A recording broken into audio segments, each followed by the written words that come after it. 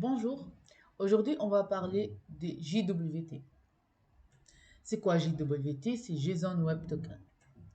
C'est un standard qui permet d'effectuer des échanges sécurisés des tokens entre plusieurs parties au format JSON. C'est JSON Web Token, il a quelques critères. Il est considéré comme compact puisqu'il a une petite taille. Donc, il peut être envoyé via un URL, bien dans un paramètre de requête, par exemple, on prend la requête POST, ou bien dans un en-tête HTTP. Et puisque sa taille est petite, donc sa transmission est rapide. Et c'est pour ces raisons on les considère comme compacts. Aussi, il est autonome parce qu'il contient toutes les informations sur l'utilisateur connecté. Donc, si par exemple on a plusieurs instances de notre application, cette requête-là qui contient ce token, il peut être exécutée sur n'importe quelle instance, puisqu'elle contient toutes les informations de l'utilisateur connecté. Il y a une indépendance entre les instances. Donc, c'est pour cette raison on considère le JWT autonome. Il est aussi fiable parce qu'il est signé numériquement. En fait, un JWT, il a ce format-là. Il se compose de trois parties. La première partie s'appelle header, la deuxième partie c'est le payload et la troisième partie c'est la signature. En fait, chaque partie il est séparé d'un point. Donc c'est ça le format lorsqu'on va envoyer notre token, il a ce format-là. Donc header.payload.signature. Le header, il se compose de ces deux informations. On précise l'algorithme et le type. Le type, il est toujours JWT. Et l'algorithme, il y a deux algorithmes utilisés. Il y a HMAC et ou bien RSA. Donc la différence, c'est que HMAC, c'est cryptage symétrique et RSA, c'est cryptage asymétrique. C'est quoi la différence? Le cryptage symétrique, c'est un cryptage qui utilise le même clé, qui est le clé privé pour crypter et décrypter. Par contre, le RSA, c'est qui est un algorithme asymétrique. Il utilise deux clés, un clé public et un clé privé. Il utilise lors de l'encryptage les deux clés, le clé public et privé, et lors de décryptage que les clés publiques. Donc le RSA c'est plus sécurisé puisqu'elle partage que son clé publique afin de décrypter le message. Par contre, le HMAC, il doit partager son clé privée pour la décryptage. Et c'est ça la différence. Donc là, on précise quel algorithme notre token va utiliser pour le cryptage afin d'avoir la signature qu'on va le mettre à la fin de notre token.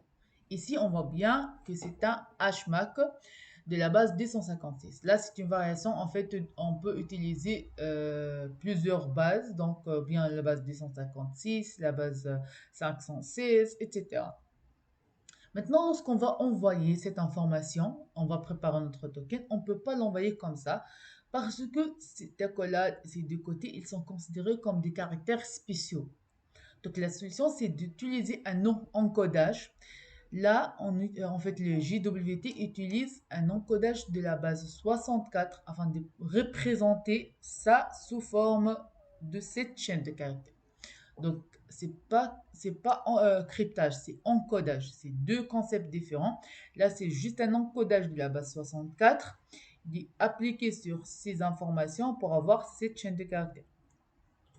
Maintenant, on va parler de le payload. C'est le claims. En fait, le payload, il contient le claims en fait, le claims de notre application. C'est-à-dire quoi? C'est-à-dire toutes les informations de notre utilisateur, toutes les informations en relation de la connexion. Donc là, j'ai mis quelques informations. On trouve le SAP, c'est-à-dire subject. Là, c'est l'identifiant de l'utilisateur connecté. La l'issue, qui est l'application qui a créé le token. En fait, par exemple, j'ai mis localhost, une application qui s'appelle Login. L'audience, quels sont les publics cibles, par exemple le web mobile. Là, le token identifier, c'est-à-dire l'ID des tokens. Donc, en fait, chaque token, il a un identifiant. Lorsqu'on crée un token, donc, il a forcément un identifiant. Là, le name, le nom d'utilisateur qui est connecté. J'ai mis Johan.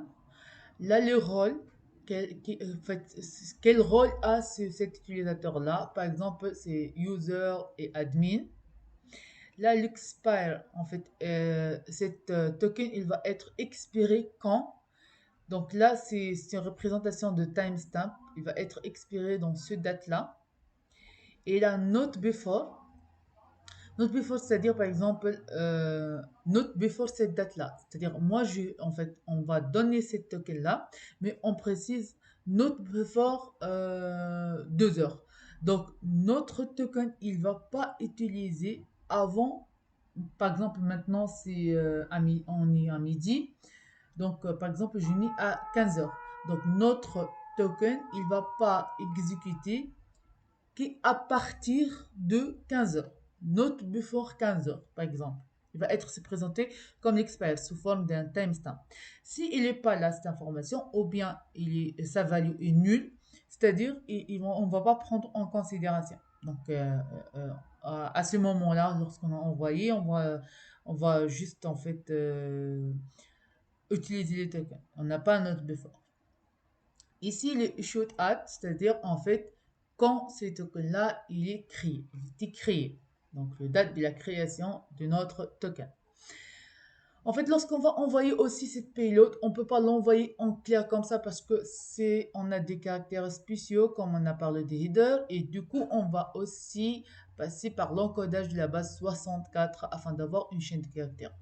Ça représentait ça. Lorsque j'ai mis ces 4 points, c'est pas parce que ça représente dans les 4 points, c'est juste parce que c'est un peu lent la chaîne de caractères et du coup j'ai mis ces 4 points voilà pour mettre une chaîne qui est présentable.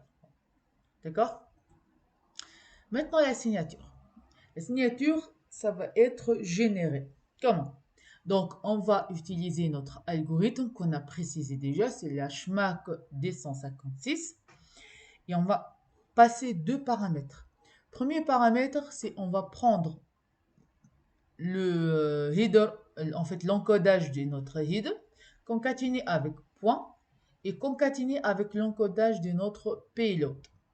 Deuxième paramètre, c'est un secret. Le secret, en fait, c'est un secret, c'est une chaîne de caractères que l'utilisateur il précise. Par exemple, moi le secret j'ai mis Hello World, donc c'est mon secret Hello World. Il doit être en fait connu que par l'utilisateur lui-même qui a créé l'application. Et donc, la signature, elle va utiliser ces 2 paramètres pour, à la fin, générer une signature. Il va y avoir cette format-là. En fait, à la fin aussi, on va passer l'encodage, bien sûr, de la base 64 pour avoir cette format-là. Et après, on va concaténer le header avec point, avec payload, point, avec signature et ça, notre web token. C'est quoi l'intérêt de web token maintenant? Imaginons qu'on a une application web et par exemple, on a 10 utilisateurs de cette application. On ne va pas parler de centaines et de milliers d'utilisateurs. On va parler juste des 10 utilisateurs. Imaginez qu'au même temps, ces 10 utilisateurs veulent se connecter à notre application ou veulent en fait une information de notre application. Donc, maintenant, on a un flux de 10 connexions. Donc, notre serveur va faire quoi? Il va aller à la base de données. Il va déjà décrypter le password pour être sûr qu'il a le bon password. Après, il va checker le rôle, s'il a le droit d'avoir cette requête, d'avoir ce traitement, oui ou non. Donc ça, c'est coûteux. Donc là, la réponse à chaque utilisateur, il va prendre quelques secondes. Et quelques secondes en informatique, c'est coûteux, c'est important. Donc après, il y a des applications qu'on appelle stateful. C'est-à-dire que on crée une session. En fait, une seule fois, on connecte la base de données, on va avoir les informations de l'utilisateur. Et après, on va créer une session dans le serveur. Et cette session, il a un ID et l'information concernant l'utilisateur. Et après, lorsque l'utilisateur va demander, il y a une demande. Donc là, le serveur il va chercher l'ID session et il va, ça, en fait, déjà, il a les informations. Il ne va pas aller une autre fois à la base de données. D'accord? Mais, en fait, lorsqu'il va avoir, en fait, là, il va checker à chaque fois, on a les 10 flux, à chaque fois, on va checker dans notre serveur si il a le rôle oui ou non. Et si on a en fait, charge important, par exemple, en même temps, les 10 personnes ils veulent connecter, ils veulent des informations de notre serveur, on ne peut pas faire le load balancer, on ne peut pas faire l'équilibrage parce que les sessions elle est créée dans une instance 1, il n'existe pas dans l'instance 2. Et là, il vient les applications stateless. Et là, et là, il intervient le JSON Web Token. Donc, les JSON Web Token, il intervient dans des applications stateless. Par exemple, maintenant, si on a ces 10 personnes qui connectent à notre serveur, mais toutes les informations sont déjà dans notre requête. On connaît en fait toutes les informations de notre utilisateur connecté.